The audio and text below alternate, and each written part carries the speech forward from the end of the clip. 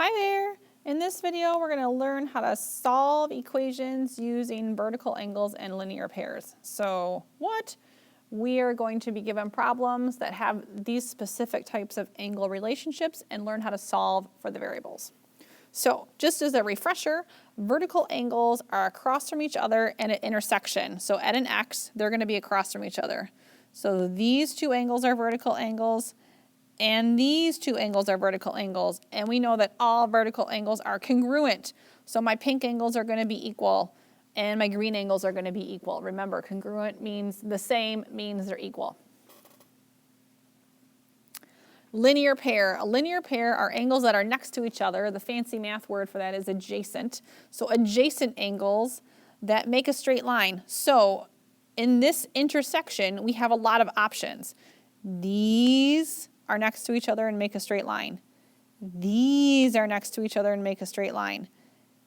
These angles are next to each other and make a straight line. And what color have I not used? Blue. And these angles are next to each other and make a straight line. So the reason you have to pay attention, and there's a lot of choices here, is because depending on where your variables are, depends on which straight line you have to use. Okay. Now remember, linear pairs are supplementary, which means they add to 180 degrees. So here we go. I got 3 different examples for you here. Kind of depends on where the variables are set up and how you set up your initial problem. So first one right here. Okay, I want to look at 2 different things. I can look at here, and I'm going to pay attention to my vertical angles here and here. The thing that you're looking for is you want to make sure when you write your equation that you only have one variable. You can't have 2 variables in one equation. It's impossible to solve. So you're looking to write an equation with one variable. So here, I can say I remember that all vertical angles are going to be congruent, or they're equal. So here I can say that 7x plus 37 is going to equal 86. That's something that I can write. I can also write another equation. I can also identify a linear pair. Here's a linear pair, and I can say, well, I also know that 86 plus z is equal to 180. The one equation that I can't write, I can't use these 2 because this part has x's and this part has z's. So I cannot say 7x plus 37 plus z equals 180. That's not going to work because it's not going to allow me to solve for either x or z. So your goal when you're doing this is to make sure that you get one equation with one variable. All right, so I'm going to start with the one I did first, this 7x plus 37 equals 86. I need to get x on the side by itself, so I have to move this 37 and the 7. First thing I'm going to do, I have to get rid of this positive 37, so I'm going to subtract 37 from both sides. This is going to go away. Again, go ahead and use a calculator. It's okay if you need to use a calculator. I am not a walking calculator. I am not doing that in my head. So here I got 7x is equal to 49. Okay, now I have to get the x on the side by itself. This says 7 times x. I have to undo the times, undo the multiplication. To undo multiplication, I have to divide. I'm going to divide both sides by 7. So here I get x is equal to 7. Perfect. There's my x. Now I need to find my z. So to find z, I'm going to use the other equation. I wrote this pink guy. So I'm going to put a line down the middle, so that reminds me whatever I do to one side, I have to do to the other side.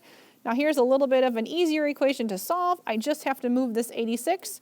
So I'm going to subtract 86 from both sides because my 86 is a positive number. And I get 180 minus 86 is equal to 94. So in this case, z is equal to 94. Okay, there's my first one. Next. All right, here I have, remember, we want to pay attention to how we're writing equations. So here I notice that both of these have x's and they both make a straight line. So I can write an equation and say that 6x minus 45 plus 5x plus 27 equals 180 degrees.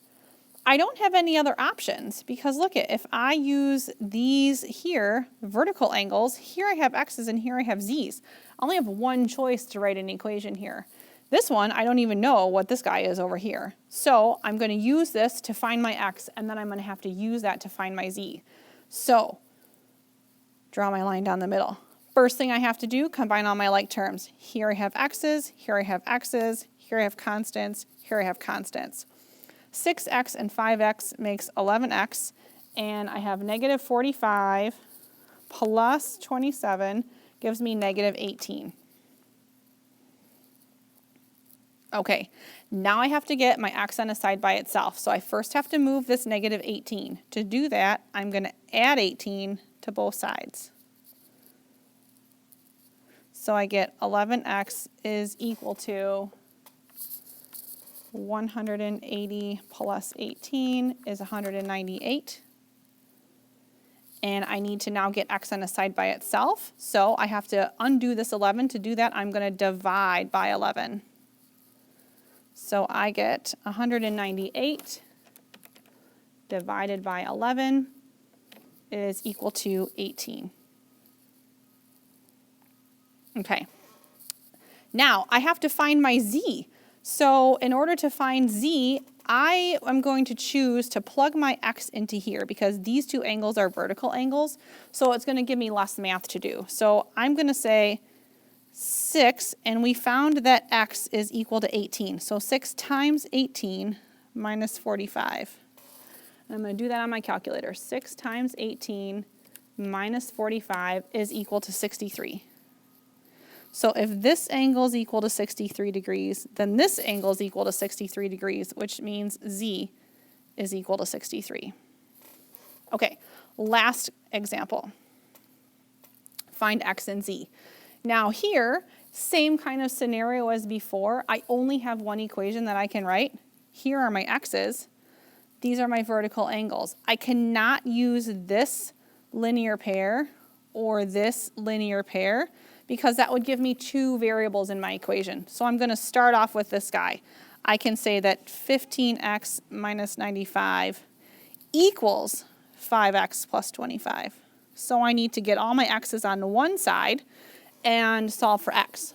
First thing I'm going to do, I like to have my x's on the left, so I'm going to subtract 5x from both sides. So I get 10x minus 95 is equal to 25. Now I have to move this negative 95 to the other side, so I'm going to add 95 to both sides.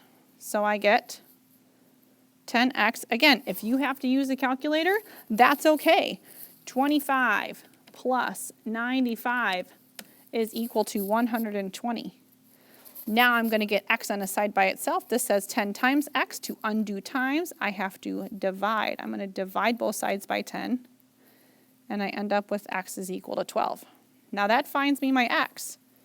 Now I have to find my z. So I have to find either one of these. I can plug in my x here or I can plug it in here. I'm going to go with the bottom. So we've said that x was equal to 12. So I'm going to do 5 times 12 plus 25. You can use your calculator. 5 times 12 plus 25 is equal to 85. So this angle, whoops, right here is 85 degrees. Now I know that these two angles make a straight line and they add up to 180. So I can say that 85 plus z is equal to 180. I have to get z on a side by itself, so I'm going to subtract 85 from both sides. So I get z is equal to 180 minus 85, which is 95. Now I've solved for z2.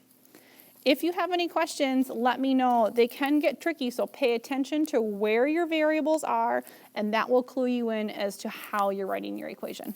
Good luck.